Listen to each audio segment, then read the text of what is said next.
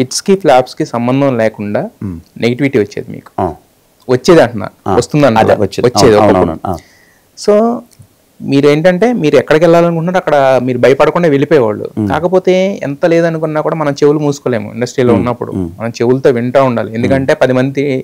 వేరే మాటలన్నా ఒక దగ్గర నుంచి రా అవకాశం ఇస్తానని వాడు ఎవడో ఉంటాడు ఎక్కడో మనకు ఒక పిలుపు ఉంటుంది దానికోసమన్నా మనం ఓపెన్ పెట్టుకోవాలి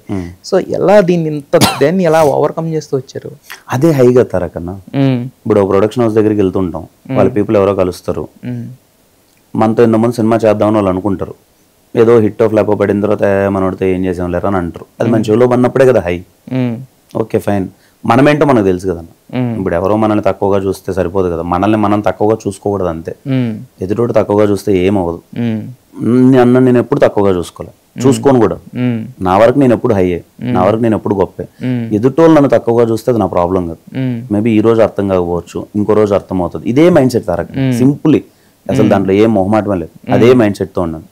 మా ఆఫీస్లో నా దగ్గరకు వచ్చి అక్కడ నీ గురించి ఇది అనుకుంటున్నారు ఇక్కడ చూసావా ఇది చూసావా అది చూసావా ఇది చూసావా అంటే 1 year వదిలేయండి నన్ను వదిలేండి ఏమవుద్ది నేను గొప్ప సినిమా చేశాను ఇప్పుడు అంటే గొప్ప అంటే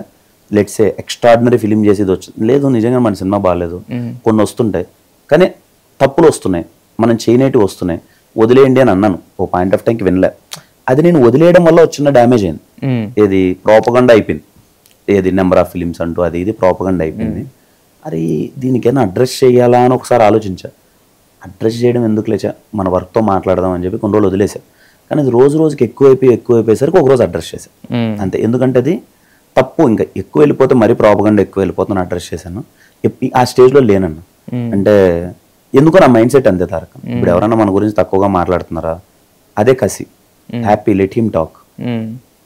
రేపు మందే తనకి మనం ఏంటో తెలియదు మనం ఏంటో మనకు తెలుసు హ్యాపీగా మనసులో నవ్వుకొని అతని ఫేస్ గుర్తు పెట్టుకొని తర్వాత చూసుకుందాం వచ్చేయడం అక్కడ రెండే ఉంటాయి ఫస్ట్ ఏంటంటే బాధపడి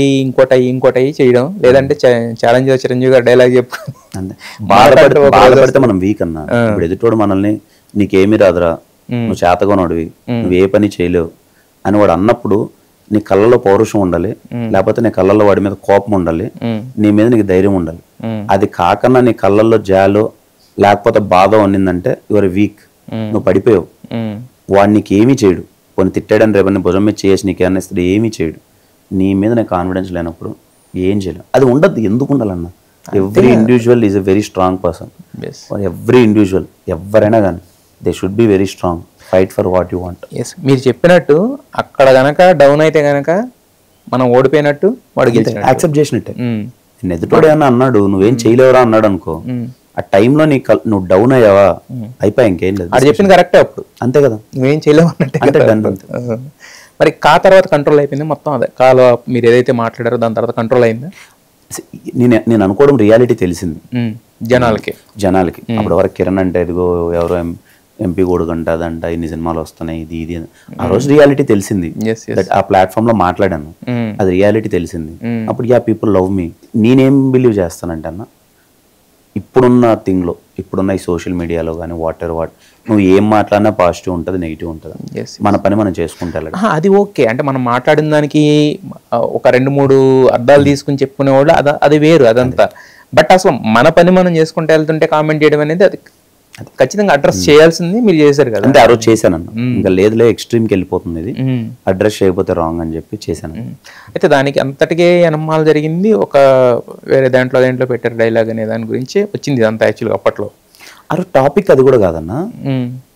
ఆ రోజు టాపిక్ ఏంటంటే బేసిక్గా నేను మా అమ్మ గురించి మాట్లాడాను ఆ స్పీచ్ అది థింగ్ అని రిమైనింగ్ థింగ్ అది వదిలేండి అన్న దాని గురించి నేను ఎందుకు అంటున్నానంటే నా క్వశ్చన్ కంప్లీట్ అవ్వలేదు యాక్చువల్గా నేను దాని గురించి మళ్ళీ ఏం మాట్లాడారు ఎందుకు అది అడగట్లా నేను ఆ రోజు జరిగింది జనాలందరికీ ఒక క్లారిటీ ఉంది మీకు ఆ ప్రొడక్షన్ హౌస్ నుంచి కాల్ కానీ లేకపోతే ఏమన్నా వచ్చిందా సారీ కానీ నోట్ కానీ ఏమన్నా వచ్చిందా అదేం లేదు నా వీఆర్ ఇన్ గుడ్ టర్మ్స్ అంటే ఆ తర్వాత మాట్లాడారు అదే నేను అడుగుతున్నా ఆ క్లారిటీ నేను అడుగుతాను అంత ఏం లేదు అదే సక్సెస్ నేను ఎందుకు అడుగుతున్నానంటే వాళ్ళు చెప్పారా లేకపోతే ఇలా చెప్పారా ఏదో అది కాదు నాకు కావాల్సింది ఇప్పుడు మనకి తప్పు జరిగింది మీరు మాట్లాడారు వాళ్ళు కూడా రిలీజ్ అయితే వాళ్ళు దే ఆల్సో గుడ్ అని చెప్పుకోవడం అంతే